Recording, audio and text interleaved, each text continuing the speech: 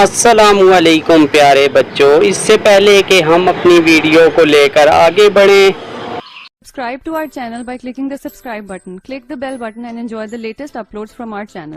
आज हम इस कहानी में आपको बताएंगे कि नसीब का लुक़मा किसे कहते हैं। मशहूर अरबी मुफक्कर और दाई डॉक्टर अली तंतावी रहमतुल्लाह फरमाते हैं कि वो काबुल में थे कि वजारत ख़ारजा की तरफ से हुक्म हुआ कि फौरी तौर पर एक ज़रूरी काम से रूस चले जाएं। वो तैयार हुए, लेकिन ये परेशानी लाहक हुई कि गैर मुस्लिम मुल्क में वहाँ इनका ज़बिया वो कैसे खाएंगे। घर में 2 देसी मुर्गियाँ थीं। बेगम ने ज़िबा करवा के ज़ादे सफ़र में ये कहते हुए रखवा दी कि जब तक इनसे काम चलता है चलाना आगे अल्लाह पाक बंदोबस्त कर देंगे। वो कहते हैं मैं ताशकंद पहुँचा ही था कि वहाँ के एक मुसलमान शेख ने घर दावत दी। मैं इनके घर जाने के लिए निकला था कि रास्ते में एक गरीब औरत भूख से निढाल अपने बच्चों के साथ सड़क किनारे खड़ी थी।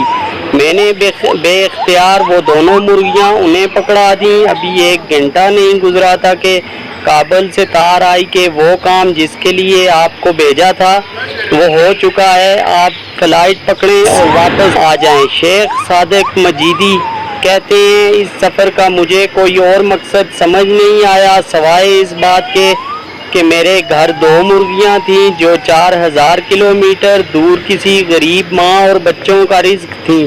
अल्लाह ताला ने मुझे इस काम के लिए अफ़गानिस्तान से ताशकंद भेज दिया कि चल इस गरीब माँ और इसके भूखे बच्चों को ये रिज़्क पहुँचा के आ। याद रखें आपके नसीब का लुक़मा ज़मीन के जिस हिस्से में भी होगा अल्लाह ताला आप तक पहुँचाएगा।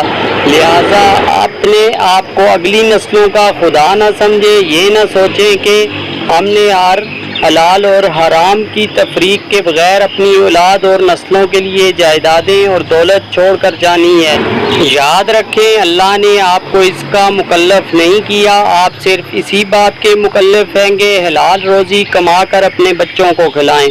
हराम कमाएंगे तो सिर्फ आप ही कब्र में जवाबदेह होंगे। हम जितना मर्जी हराम माल इकट्ठा कर लें, लोगों पर जुल्म करके इनको तंग करके हम जितना मर्जी जहन्नम का ईंधन इकट्ठा कर लें, हमें नहीं पता कि ये हमारी नस्लों के नसीब भी होगा या नहीं, क्योंकि बादशाहों की औलाद फ़कीर और फ़कीरों की औलाद बादशाह हो जाया करती है।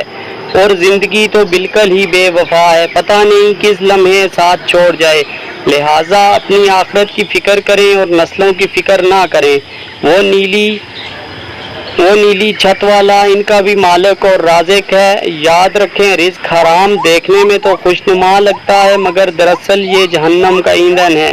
अल्लाह पाक हमें रिज़्क हराम की नहूसत से बचाएं और रिज़्क हलाल में वसअत अता फरमाएं।